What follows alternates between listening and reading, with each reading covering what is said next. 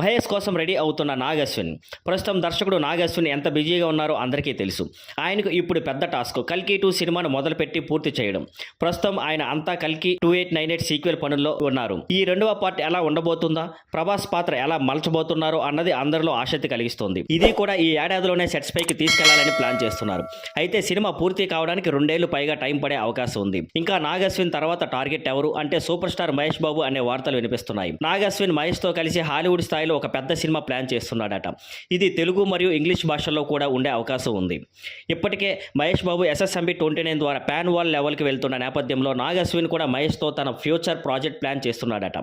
కథ కూడా రెడీగా ఉందని అంటున్నారు.